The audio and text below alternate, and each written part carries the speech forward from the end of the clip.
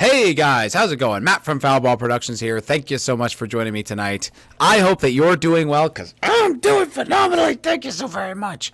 Thank you. This is the MFer Podcast number 7. Do you like how I put my fingers up so that you can also count along at home?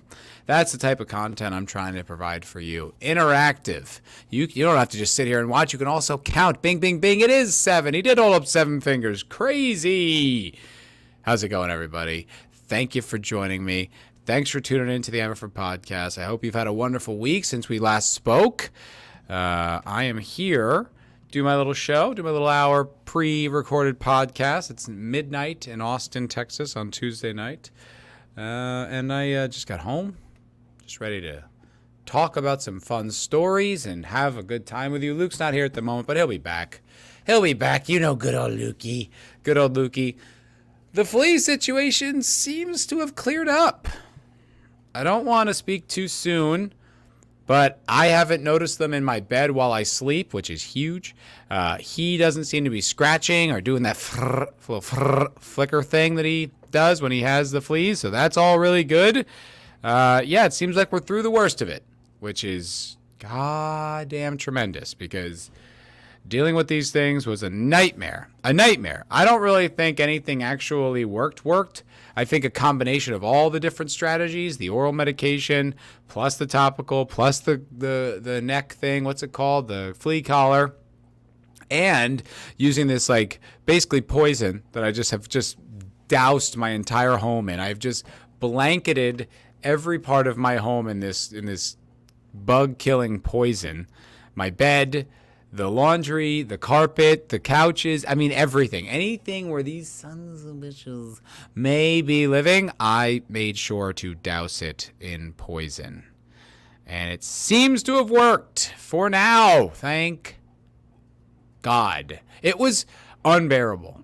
I know I've talked about this many times on the podcast, more than I haven't, and it's I bring it up because it's crazy. I mean, it's like you are powerless over this like parasitic wave, and it's nothing you can do, and it drives me crazy. Like it literally was driving me crazy. Like I couldn't sleep, right?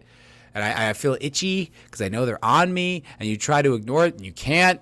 And what are you gonna do? I'm gonna go stay in a hotel. They're like literally the only option. I didn't have another solution other than to go to war with these little sons of bitches, and go to war I did. And for at least the time being, it appears I've won. Or at least I won this battle. I don't know. But I'm going to keep up the vigilance. Not the Vigilante Williamson. I'm going to keep up the vigilance on these little monsters. Because, boy, they were not fun. Didn't love them. Did not love them. But I think we're through the worst of it. Thank God. Thank God. So we can all rest easy. I can sleep. Which is good stuff. Which is very good stuff. Very good stuff. Well, I hope you've had a wonderful week. I had an interesting week. It was 4th of July the other day. Yesterday. I didn't do much. Got a call from some friends back in LA. That was really nice, you know. Nice to reconnect with old buddies. And kind of, you know, remember what was and who your friends are and all this type of stuff. That was really cool. That was really sweet. And then I started playing that new game, V Rising, because one of my buddies who was on that phone call has been recommending it to me. I don't know if it's for me. I started playing it. It's a bit of a survival game where there's castle building. And then you're a vampire who, I don't know, kills things. I haven't got my head wrapped around it yet. But it's, you know, for now, it's fine. It's an interesting pursuit. And it was only like $15 or $16 or something like that. So if that's all I spend on a game that I don't like, what's the worst thing that happens? What's the worst thing that happens? So that's all I did on my 4th of July. And the rest of the weekend I worked. And the last time you saw me, if you didn't watch the game stream last night, was on the MFer Cocktail Lounge. Got a little weird. And I honestly, genuinely was not going to address it. I wasn't going to talk about it until I was putting on my wardrobe for this stream, right? I have a drawer full of nerdy reference t-shirts that I wear for the streams, put on some sweatpants, and then fire up the camera. That's the long and short of it. And in this instance, the first shirt I pulled up was the K-Billy Super Sounds of the 70s t-shirt, which is a deep cut reference to the movie Reservoir Dogs. And as I picked up that shirt, I realized, okay, I'm going to talk about it. Just a little, because I don't really care all that much. It's not something I want to spend a lot of energy on. But for those of you who don't know, on the MFer Cocktail Lounge the other night, Captain Deckard Spock, who has since changed his name, came on the Cocktail Lounge towards the end of the night, and we were, he was teasing something in the chat. And I've seen Deckard Spock in my chat for a very long time. Up until this encounter, I've never had any kind of an issue with the man, ever. Hello, Luke. Hello, buddy. Good to see your fuzzy face. Look how fuzzy you are. You're such a fuzzy boy. I was happy to have the support. And he's an interesting guy, I guess. He I don't know. Like, I always kind of had higher hopes when he would come on the Cocktail Lounge. I'm not saying I didn't like him or I didn't want him there. I invited him back, I think, 2 or 3 times, right?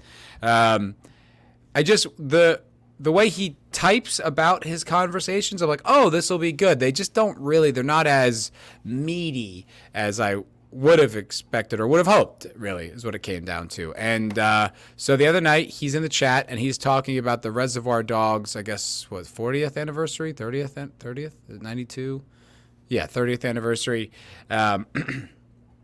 And he had like a debate, some like nuanced question, and he put it as like a clickbait title. And I was like, all right, yeah, bring him on. Sure. It was getting late. You know, we'd already gone at that point, I think 4+ hours, you know, and then the 4th hour, whatever. You know, we're talking about who cares? Anything we want. What's the difference? We already did the show, you know? So he came on and he was talking about some little nuance in that movie, which was interesting. I mean, vaguely.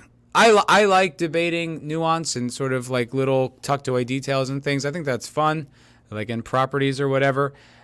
This one in particular, I didn't really care about, and it surrounded the Commode story, which is a story given to, what's his name, Mr. Blonde? Is it Mr. Blonde? Anyway, Tim Roth's character. I can't remember exactly which character he played. No, Mr. Blonde was, what was his name? Mr. Green? Anyway, Tim Roth, the undercover cop. It's given to him. And he is given by this cop on the force who basically it's this story that's meant to ingratiate himself to the criminal underworld. It's a kind of an amusing anecdote. You know, something that fucking happened to you while you're on a job, man. And basically the idea behind the story is that it will, help the other criminals make him feel like a criminal as well. It's undercover cop work, right? So you just have to keep saying it. And Captain Deckard Spock's whole point was that this story had happened to someone in the universe of this movie. And I said, well, that's possible, I suppose, but there's no evidence in the movie that suggests it had happened to anyone. And he kept saying that some character or some line of dialogue says that they got it from a junkie in exchange for time or whatever. Now, that may have been something that he had heard about the movie, something Tarantino maybe said off interview. Maybe it's even from a deleted scene. But it's 100% not in the movie of Reservoir Dogs. And that's a movie I saw first when I was 12, and I watch regularly. It's one of my favorite movies ever, hence the t-shirt, right? I love Tarantino, and I love that movie. And I know that movie really, really well. And so he didn't believe me. Well, he played the clip. There's nothing in the clip that suggests that that line of dialogue exists, that he claims exists. And I said, okay, your move, essentially. And he, didn't make a move, and then just kept telling me I was wrong and was being pretty abrasive about it. And I didn't really care. Thought it was more funny than anything. It was like, okay, you keep bringing up this point, but you don't have any evidence to back it up. So, yeah, I think discussion over until you can prove otherwise. It was uncomfortable. It was uncomfortable. Wake Down, my producer, said, kind of went after him a little aggressively, and saying, said it was a troll. It was a little uncomfortable. But by the end, I kind of felt like we had just sort of gotten the worst out of the way. Wasn't great. Maybe we'll just wrap it up for today, and we'll, revisit this some other time. I've talked to him about time travel in the past. There's that movie Primer that I wanted to talk to him about. So it wasn't like I didn't like the guy. There were some things he did I didn't like.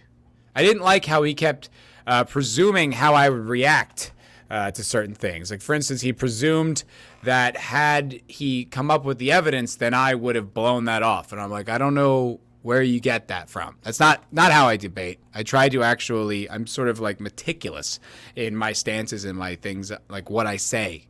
When it comes to arguments and discussions, I like to be held accountable. Like, it's like a court of law almost, I really do care about those things. So I would not do that.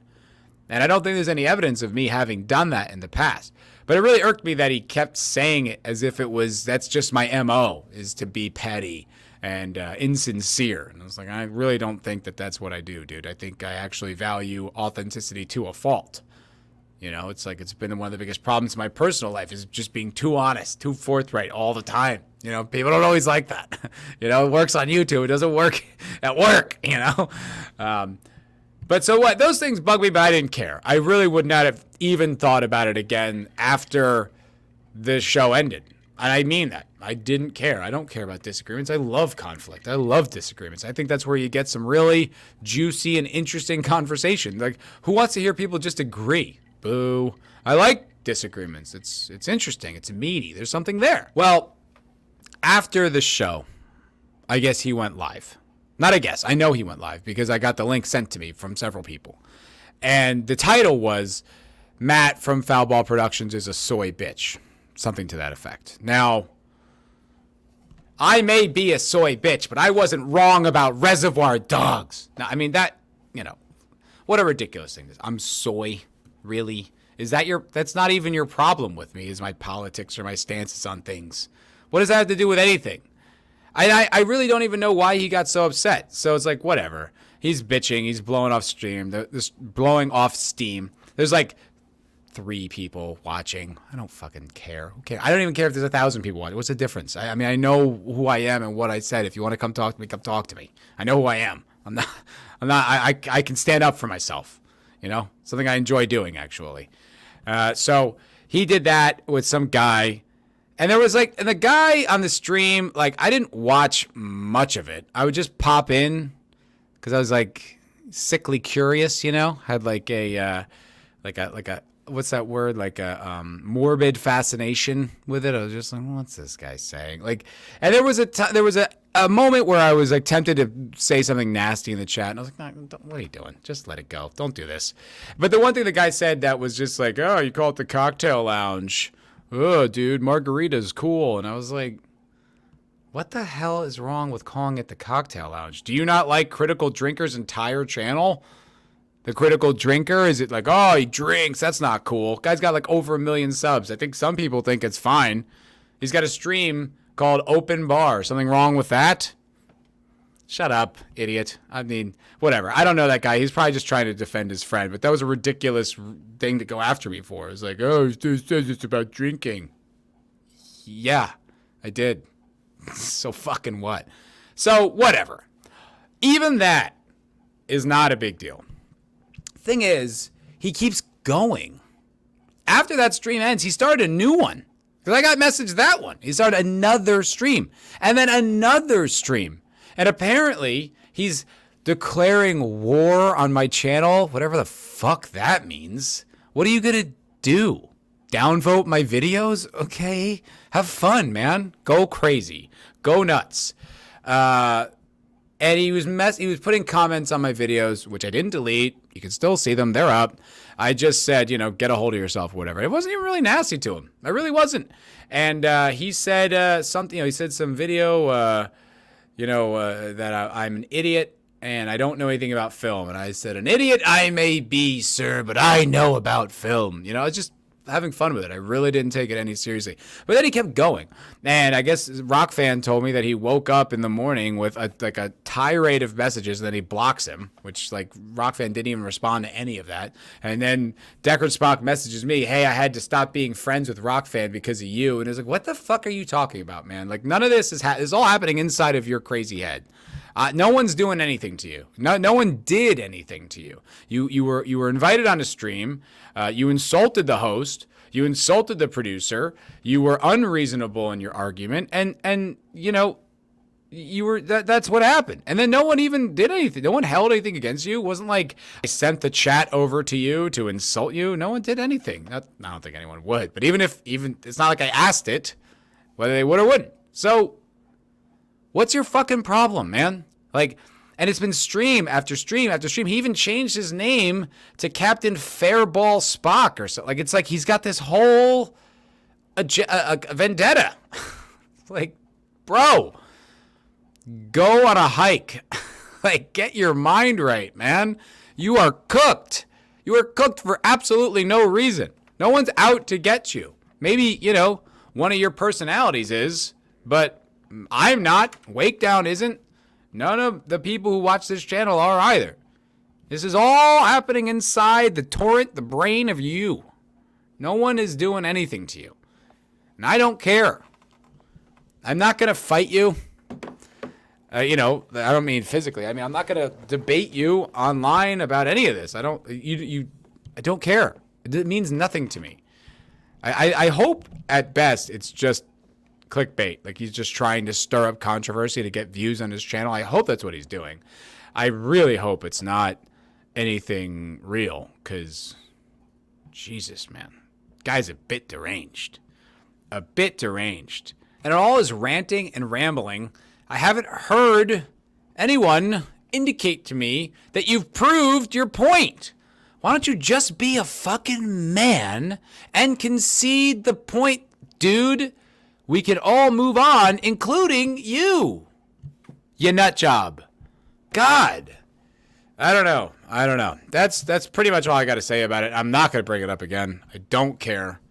I don't. I just felt, let's just clear the air on where I'm at, how I feel about the whole situation, and then we'll just move on. If he wants to declare war on me, okay, buddy, knock yourself out. I don't care. Do whatever you want. It means nothing to me. Go crazy. What like, declare war on me? Man, come on. Grow up. You've got sci-fi timelines to bitch about, okay? Make some content someone actually cares about. I'm not even big enough to target. Why would you even waste your time? No one's going to care. My videos get like 50 views and upload. It's not a big deal. This guy just fucking all riled up over little old me. I don't know. So I just figured I'd address it. I would just get that, clear the air on how I feel about it and what the hell happened. And that's that, because whatever. God damn it. Like Rockfan said on the stream, it's like, this is for fun. I don't want to get into, like, fights, petty drama. Well, it's like high school shit. It's like the shit that I was dealing with at work, with, like, the girls, you know, like, talking shit about me to the other girls. Oh, you shouldn't date him because we don't like his stance on something I disagree with. Like, it's just like, ugh. Good, gross. I didn't like that in my personal life. I don't like it in my YouTube life.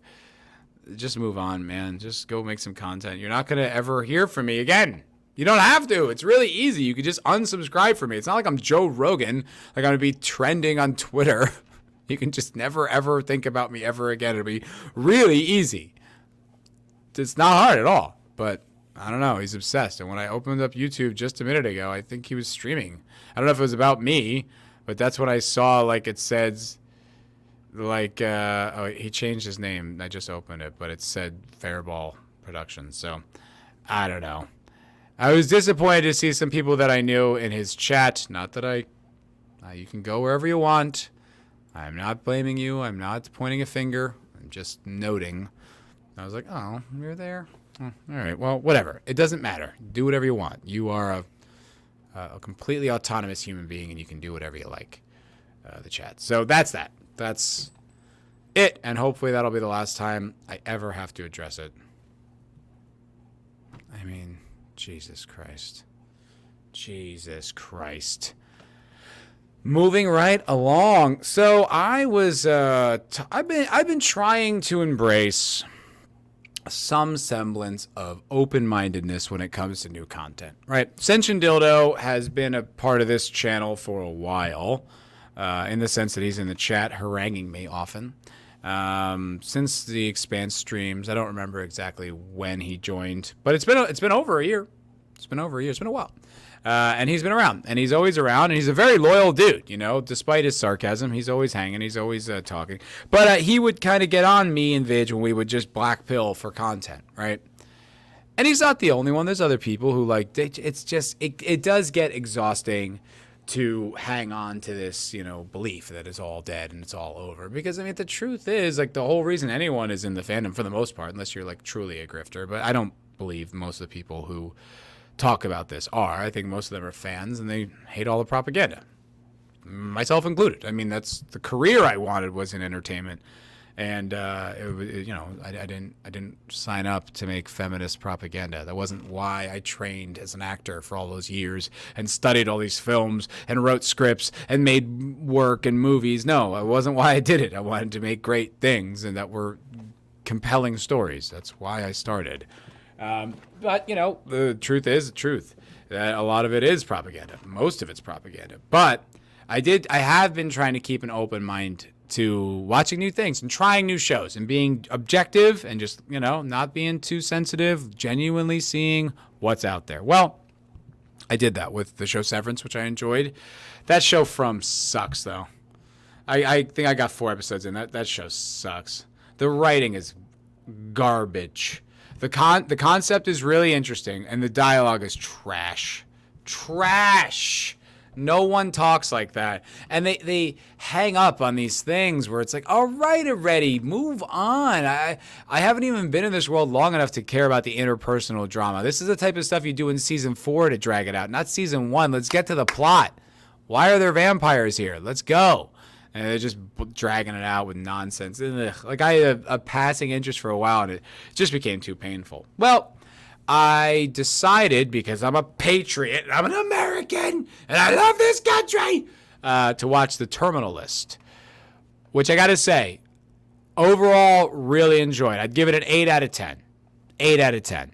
Because it starts off as a really interesting mystery, like where this guy, this Navy SEAL, is on this action. This happens in like the first 15 minutes of the first episode, so I'm not spoiling much. All of basically his entire team is wiped out except for him, and you don't know why. And then he starts looking into it, and it seems like it might be a conspiracy, or he might be suffering from severe PTSD and he doesn't actually know what's going on. So he's an unreliable narrator. Until about episode 3, where they confirm something, and then it becomes, he's no longer unreliable. This is the story. So then it kind of becomes this revenge show for a while, and then wraps up, at the end pretty tidily, which, I mean, look, it was good. I just think they abandoned the unreliable narrator mechanic too early, where I think it would have been interesting to play on for the rest of the show, whether he was right or wrong. Like, that would have been way more compelling, but they abandoned it, I thought, too early, which, then it just became kind of a standard revenge story, which is interesting. I mean, look, I still thought it was good. I'm working on a video concept around it that I think is pretty spot on. So I'm not saying I didn't enjoy the show. I genuinely did. And I'm happy I watched it. Well, it turns out not everyone else loved it. Not everyone in the world thought The Terminal List was such a great show.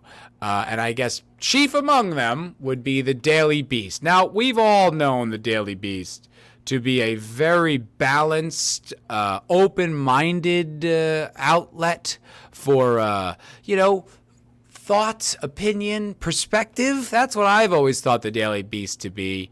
Not a boring, one-note, left-wing SJW outlet that has nothing other to say than exactly what you think they would say. So I was shocked when I came across this article that my producer, The Wakedown, thank you very much, sent my way.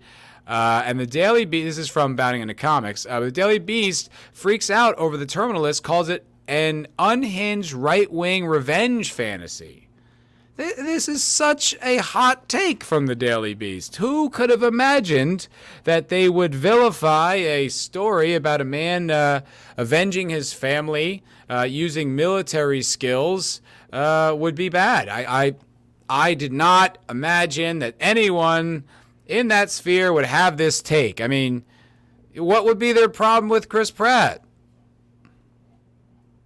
It's just, when people just play their part, it's so boring. It's just so, it's like white noise.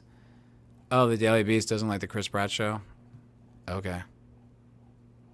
So what? Like, so what? Also, Ben Shapiro thinks the Roe v. Wade thing is good. Yeah, I know. Like, it's so boring. Like, I need individual takes. When people just go down the line about what they're supposed to say, it's like, all right, I already knew you thought that. Why even telling me? Why wouldn't you just title the article, I think exactly what you think I think? And I can be like, all right, and move on. The Daily Beast freaks out. Okay, so Chris Pratt stars in The Terminal List, which is streaming now on Amazon Prime Video. And like I said, a good show, recommended. And the Daily Beast is freaking out about the military thriller's politically incorrect plot. What's politically incorrect about it? It goes after the American government, all right? And pharmaceutical companies. Wait a minute, is that the problem? Now we like pharmaceutical companies. 3 years ago, they were the devil, and then suddenly magical China virus appears, and trust the science is the left wing's battle cry. You're right. No reason to question anything you say, ever. Dopes. Politically incorrect plot and villains, going so far as to call it an unhinged right-wing revenge fantasy. What are you talking about? How is it an unhinged right-wing revenge fantasy? Wouldn't like an unhinged right-wing revenge fantasy like put AOC in the center of this thing, or like, you know, like some group I can't even come up with the idea because it would be so boring, so who cares? But this is not that. This is so not that. The streaming series is based on Navy veteran Jack Carr's novel of the same name. He's a Navy SEAL, I think, right? As I noted a few weeks ago, if the series stays true to the novel, then certain people might not be happy about it. Based on the early reviews of it, it looks like the series may have indeed remained relative. So you didn't watch the show? Why did you just watch the show before you wrote this article, dude? It's like, I mean, they probably remained faithful. It's like, it's 10 episodes. You can do it. Faithful to the book. The best example of this so far is a June 29th review from the Daily Beast that proclaimed, all right, I get it. Make the point. Should I just read their article? You know what? I do love Bounding, but you know what? Bounding, we're going over to the Daily Beast for this one. We're going to the source, right to the source, to hear the truth, to hear how it's an unhinged right-wing. How boring. Do you think they even believe any of this shit? Like, do you think they honestly even believe what they're writing? I don't even think they do. I think they just have to say this. Nick Shager, entertainment critic. I'll just quickly look over at Nick Shager's takes. What has he not liked in the... He didn't like Thor. Louis C.K.'s movie's terrible. Okay. Interesting. He did oddly enjoy the Beavis and Butthead movie. That's unexpected. Well, there's not too many examples from his past work over the past month to accurately characterize this man and his takes. So let's just explore this article completely without bias. Let's just take it at face value. The new Amazon series features Pratt as a PTSD-suffering Navy SEAL out to violently avenge the murder of his family and expose an elaborate government conspiracy. Yeah, that's pretty accurate. I mean, so far I don't All right. The terminal list features Chris Pratt going vengefully homicidal due in part to his serious mental condition, Amazon's latest, which follows in the tradition of Jack Ryan and Jack Reacher, I would agree, by delivering gung-ho macho action drama tailor-made for 40-something Call of Duty players. How many 40-something Call of Duty players do you think there really are? I'm 37, and so someone like 8 years older than me, born in the 70s, plays Call of Duty. Dude, I don't think there's that many. I really don't. I don't play much Call of Duty. I play a lot of Counter-Strike. Not a lot of people pushing 50 in those lobbies, okay? I know what you're talking about. Still, if this adaptation of Jack Carr's novel mostly fits itself into a particular dad entertainment streaming niche, as if that's a bad thing, it's a market, so what? It also, to a large extent, comes off as a wet dream for militia-minded anti-establishment kooks. The right wing are the anti-establishment? I don't even know this guy's take. This hurts my brain. Replete. Ooh, look at you. You went to college. With a Pratt performance as a Navy SEAL who responds to injustice by murdering the guilty with extreme prejudice. Well, his wife and daughter were murdered at gunpoint. He's a little pissed. Given a suggestion that slaughtering your powers that be enemies for a righteous revenge cause is totally okay and very cool, the morality of showrunner David DeGilio and executive producer Antoine Fuqua 8-part series is, let's say, lacking. There's some serious danger to the terminal list, courtesy of its excessive take on military conspiracy genre and its headliner's turn as an impaired warrior. Okay, what's your fucking point, buddy? These just his words, man. Just get to the point. There's none of that here, and yet the single-mindedness of his character and the material is so fanatical that it often tips over, sporadically warping an otherwise straightforward payback narrative into something dark and disturbing. All right, dude, I think this is clickbait. He's not even making a point. This is just boring. I don't care. Non-story, Nick Schrunger. All right, I'll be right back. Obviously, there won't be any break for you. I'm just going to read this stupid article, and then I'll see if there's anything worth reporting on. So I don't have to bore you with its dictation.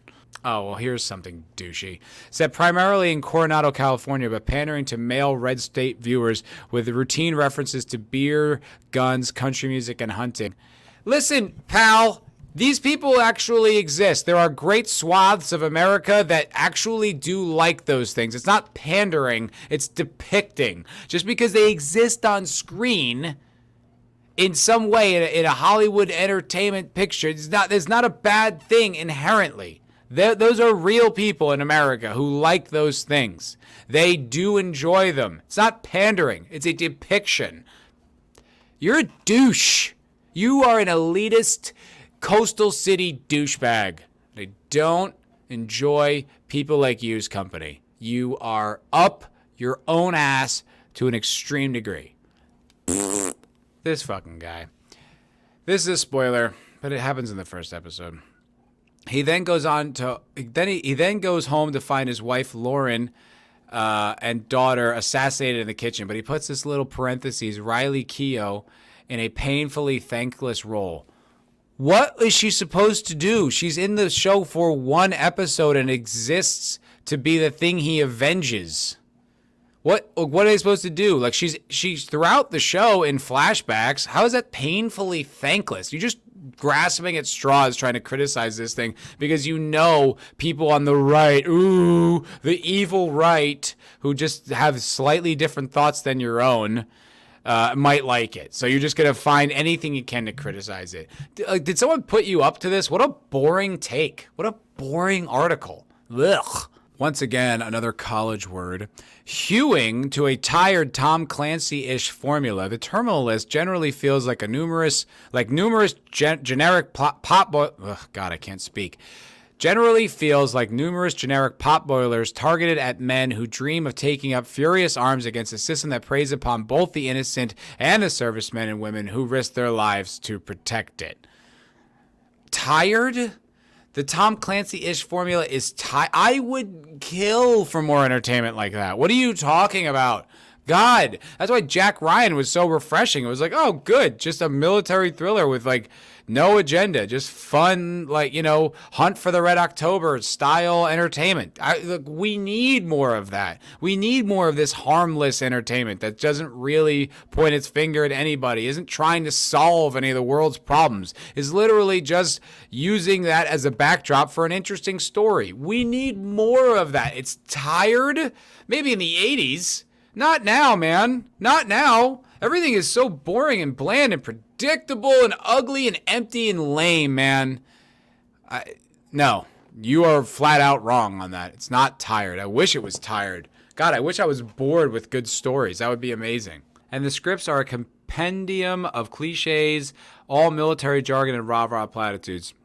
No, it isn't. I'll tell you right now, it's not. I watched the show. It's not rah-rah platitudes. There's like honor of the military in it, but they're not platitudes. Platitudes are like the boring things your aunt posts on Facebook. These are not platitudes. It's called dialogue, dickhead. The cloak and dagger aspects of this adventure are pedestrian by any standard. Absolutely not.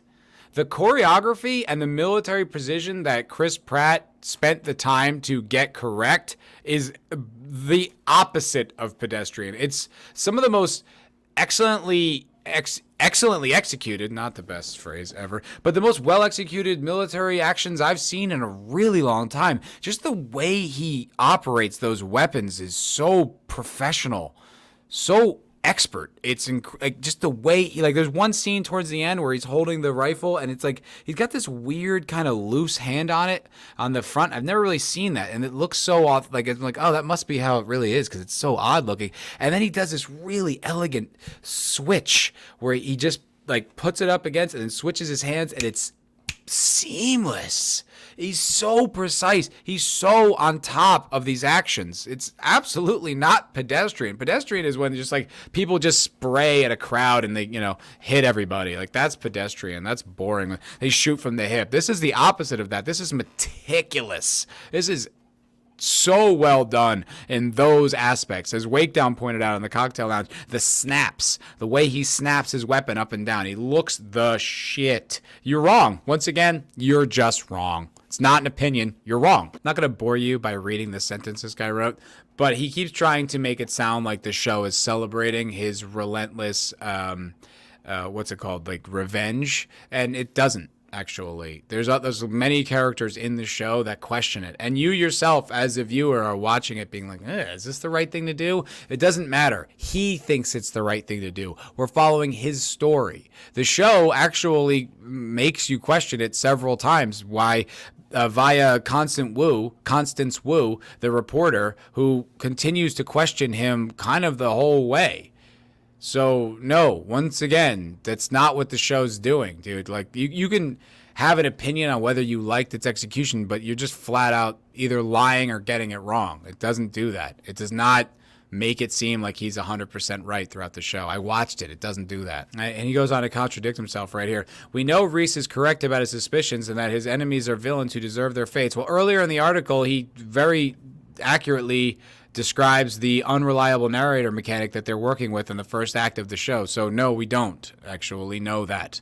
We don't know that he's right until we do. But for a while, we don't. It's called a mystery. There's mysteries to solve and unravel. You dingus. This guy's just trying to, he's grasping at straws. Like I said earlier, he's just trying to find something to say about it because he knows right-wing people are going to positively respond to it, which is a crime. We all know that. We can't have anything for anyone other than liberal elites. So boring. It's almost not worth giving this guy the time of day because he only wrote it because he doesn't like that right-wing people are going to like it. His criticisms aren't accurate. He's not saying anything that's like grounded in the truth of the show. He just wants to be like, duh, I don't like it. And you can not like it. It's totally fine, but you don't like it because you're attached to your politics more than what's entertainment value. And maybe I'll go one step further to say, maybe he just genuinely didn't like it. But his critiques are not on. They're not spot on. He's just saying it to say it. Ugh. Yeah, it's like... Not even, I saw some like YouTubers making videos about it, and they got to do what they got to do, but I'm mentioning it in this podcast, but I'm not going to make a standalone video on that douchebag's article. Who cares? Boo. What a boring man. Yeah, so that, I don't know. I liked the show. I thought it was worth checking out, and I don't think this guy's critiques land at all. I will say the one critique I would have of the show would be there's all these private military contractors that kind of get caught up in the fray. They're often like the faceless, enemies that just get popped. That didn't sit well with me because I'm like, well, they're just doing their job. Like, yeah, they're hiring bad guys, but like the bad guys sign their checks. It's not like they know they're evil. It's just like, hey, can you do private security for this billionaire? And they'd be like, yeah, it's a job I'll do. And then they kind of get wiped out like as if that's as morally just as wiping out the actual bad guy. That was the only part about it that I didn't like because the character makes painstaking moves to not take out like FBI people, like people that are like in the operating theater, if you will. He tries not to kill them, which I respected. I thought was like really cool. Like that shows depth of character. He cares about these people. He's on this mission to avenge people who are genuinely wronged, not people who think they're doing the right thing, trying to stop him. That's rad. I think that's super rad. But all those, like the Talos guys, I don't really think they all deserve to die. So I would have liked if he, shot them in the knees or stunned them or something like that, just so that he didn't kill them. I didn't think they all deserved to die. That was the only thing about the show that I didn't like. That just sort of sat a little poorly with me. When this douche doesn't even mention that, because he doesn't have a real critique. He's just like, right-wing people are gonna like it. It's just the way they tried to correct like the Punisher symbol, because right-wing people like the Punisher symbol. It's like, you guys are so lame. Imagine just being like, just looking at like a group of people embracing something and then being like, we need to change that because they like it. Like, what do you want? Do you want all of these people to just die? Do you want like tens of millions of Americans to just die because they don't see it your way? Like, what do you want them to do? Like, your whole thing, your whole left-wing brilliant insight into the whole world is open-mindedness and acceptance. It's like, yeah, unless they disagree with you, then you'd sooner see them roasted on fire. Like, stop telling everyone what to think and do. You do not have the right answers. I don't want to live like you. I'm happy I don't. You guys are awful. Yeesh. Oh, God. Gee whiz, I say. We all just need to be a little bit nicer to one another. Just need to stop and smell the roses and pet your kitty. Pet your kitty, that's what Wendell says. Just give him a little pet, a little squish, and you'll be happier. Then you won't be such a liberal douchebag. That's just my advice. It's kind of like clickbait, right? It's just people like, once again, it's sort of what I said earlier, just doing what you expect them to do. It's like, oh, okay, cool. You don't like it. Great. And then you just do, like, you don't even have any meaty criticisms. Like, it would just be so nice if once in a while they broke form. It's just like once in a while the Daily Wire like put out something about a Democrat that was like, oh, that's actually not that bad. Or, you know what, I still believe this, but here's why they have a point, and here's like a nuanced conversation. Like, that would just be refreshing. Not all the time, not for everything you do, just once in a while. But now people just, they just, all right, fuck both of you guys. You're so boring, so bland, so uninteresting. This is a weird story.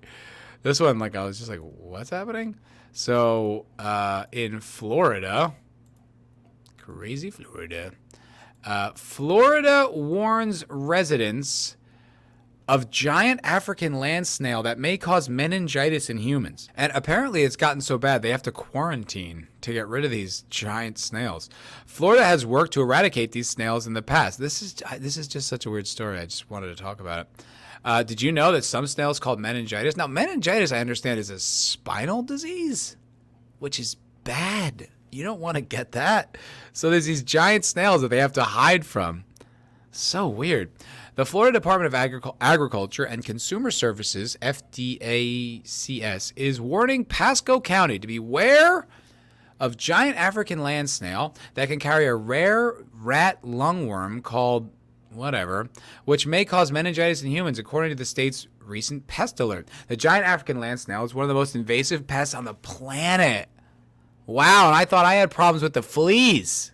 Count my lucky stars, I don't have giant African land snails, causing agricultural and environmental damage wherever it is found. After receiving a notice of a possible population of the snail in Newport Richey, Pasco County on June 21st, said a property survey confirmed the presence of a white form of the giant African land snail 2 days later. The giant African land snail, blah, blah, blah. Why is it in this bag? Why is it in this trash bag? Ugh. God, when I lived in California, at my uncle's place, there were snails everywhere. Yeah. Snails are gross. I mean, whatever. Life forms are life forms, but it's just, there's something about them that's just kind of gross. And so I remember, like, when I first moved there and I'd never seen snails all over the place, I would get kind of like, every once in a while, I would, like, walk home and step on one and be like, oh! Like, I'd feel terrible. I killed it. After, like, 3 months, I was like, crunch, crunch, crunch, crunch, whatever. I don't care. They was just like, ew. They're like pests. They're gross. They're everywhere. And they would eat, when I had a garden, they would like eat my, my kale or my bok choy or whatever I was growing back there. They'd slime up, my greens and then eat it. It's like, get out of my food, you dirty, dirty snail. Go away. Yeah, I lost empathy real quick for those ugly things. The phenotype in Pasco County has a creamy white flesh. That phrase is unsettling. Creamy white flesh just grosses me out. As opposed to the grayish brown flesh of the phenotype that was eradicated in the Miami era.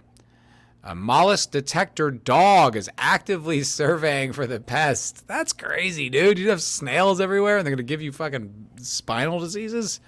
That would be unfortunate, man. To die or be paralyzed from a snail. Ugh. The department said on their website that they will treat properties with a specific snail bait that is some poison-based molluscicide labeled by the U.S. Environmental Protection Agency for residential use. Okay. Doesn't really say that there's any, I don't think anyone's actually been victimized by it. Just sounds like they're kind of all over. Oh, wait. The snail is popular in the pet trade in other countries. Okay. But it is a federally prohibited organism that cannot be legally sold or possessed in the United States. Yet here they are. People breaking the laws. Breaking the laws is one of the most damaging snails in the world and consumes at least 500 different types of plants. Wow. I always wonder that about people, right? Oh. The snail can cause a disease, right? Wrong. An infected rat coughs up worms. Ugh, gross. Ew, that's so disgusting. An infected rat coughs up worms from the lungs into the throat, where they are then swallowed by the rat. The worms are now in the rat's digestive system, eventually end up in the rat's poop. A snail gets infected by two ways, either accidentally eating the rat's poop or by a worm penetrating the snail's body. Ugh, God. The natural world is disgusting. Like, sometimes you look at the natural world and it's like beautiful. It's like this harmonious, gorgeous circle of life, right? It's like there was this story in, I think it was Yellowstone, where there were no wolves at all. And then they reintroduced like just a few wolves. And the effect was so profound, it literally changed the topography of the land. Like, there was something to do with the river, and I forgot exactly how it happened. Like, there was like beavers came back or something, so they built a dam and it changed the river. It was like a remarkable change. Like, that's how delicate the balance of life is. You take one animal out of the ecosystem, the entire thing changes, and often for the worse. But also, in that beautiful, harmonious, gorgeous ecosystem are all these disgusting parasites and worms and maggots and just this. Like, if reincarnation's real, that's what hell is. You become one of those things because it's just like you live in shit. you just eat shit as a being, and you just, like, and you have to consume the dead flesh of a rat. Ugh. It's so wriggly and gross. I'm not afraid of bugs, you know, but when one gets on me, I'm like a little girl, like, I like freak out. It's just get grossed out. Roaches, don't like roaches. I find roaches in my house every once in a while. Not crazy about that. Don't like it. Just, it's always the big ones too, because the big ones are like, they're like scouts, right? And they come out of the woods or whatever, and they want to find new territory, and they'll go back to the hive and let them know. So I'll find every once in a while it's some giant cockroach in my living room or something. Oftentimes I'll also find parts of a cockroach, because good old Lukey here got a part of him and just tore him to shreds. Gross. Bugs, insects, yucky. Not my favorite thing in the world. Really disgusting. All right, one last story before I get out of here. One last story. This is from Vice. Once again, another completely unbiased and open-minded source of news, which, you know, that's where I like to get my information from. Not from biases. This is, I saw this on, I think it was on Twitter, and they broke it like, can you believe this? Police department uses images of black men holding guns as target practice. Yeah, I mean, I saw that, and so, okay, let me just read the article, and then I'll tell you what I think about it. But Boy Scouts discovered the targets, some of them pierced with bullet holes, while touring a police department headquarters just outside of Detroit. A police department just outside of Detroit used... I hate when they repeat. I literally just read that, and you're making me read it again. Ugh. The troops spotted the targets, some of them pierced... Oh, my God. You just wrote the same paragraph twice.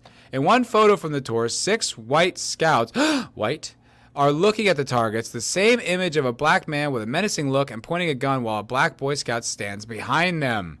An unidentified person who attended the visit, represented by attorney Dion Webster Cox, first reported use of the images. When those children were exposed to those images, to me it was a potential detrimental effects on how they view black men and black people that was indescribable. Was it indescribable? Really? Indescribable. You might be being a tad melodramatic there. Just a little. It's literally profiling for the black man. You've got young police officers, and this is what they're being trained on. I couldn't believe it when I saw that. I was just like, wait a minute. So they have all these targets, and there's like only black men on them? Where's the diversity? There's no Asian women? What about Pakistani women? Okay, where's our female representation in our police targets? Okay, you patriarchal piece of shit. You only put men? Just men on these targets? You didn't use any women? It's like, what are you saying? Honestly, what's your point?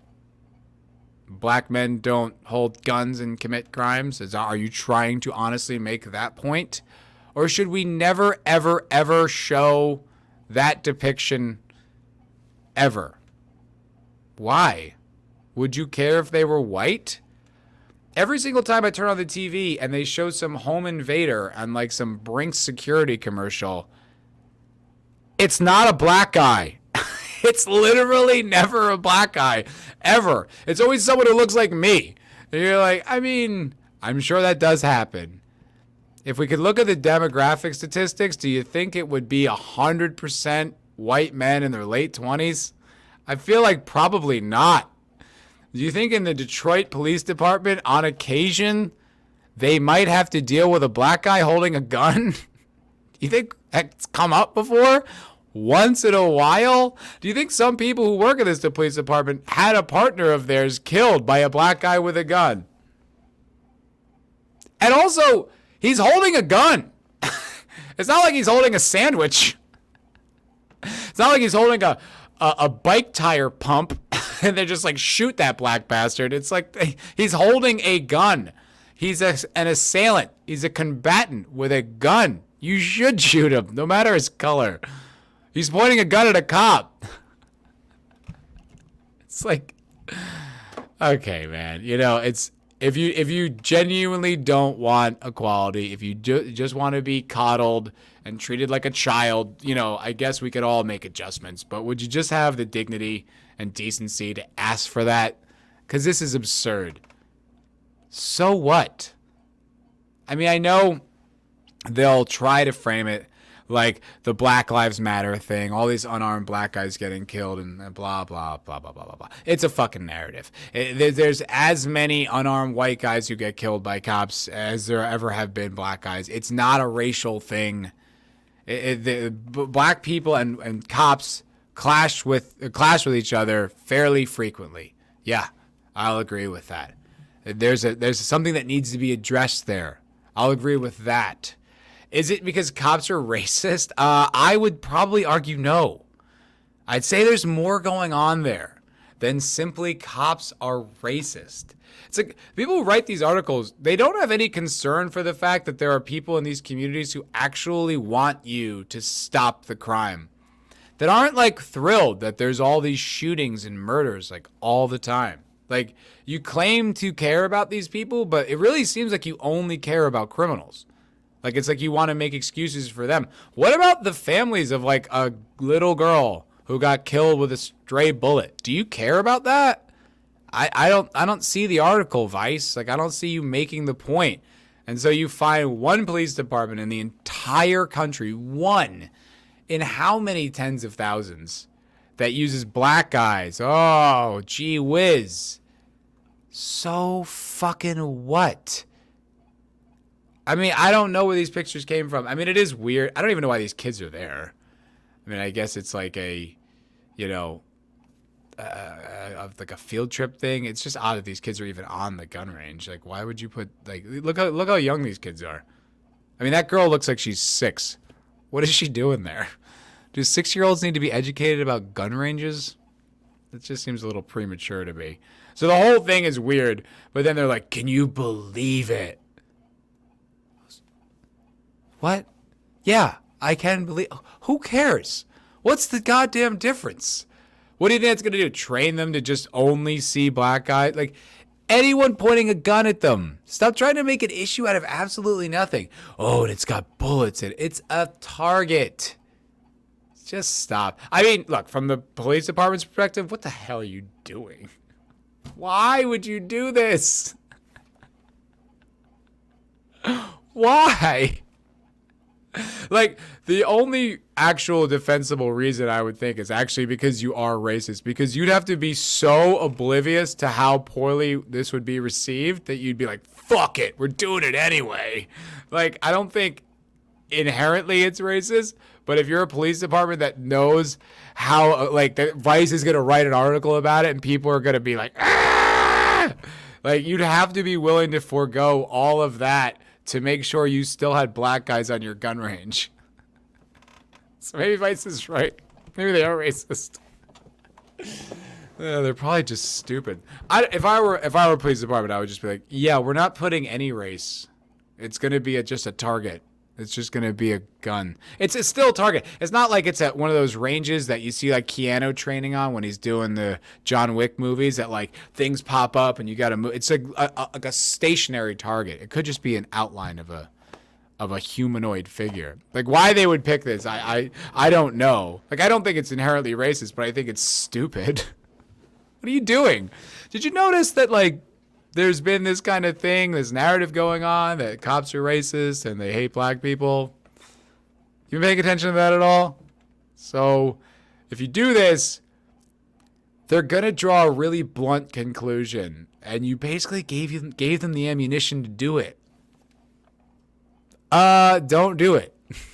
Like, it's that simple. Like, I genuinely don't think it's racist, but I also think it's really stupid. Why would you make that choice?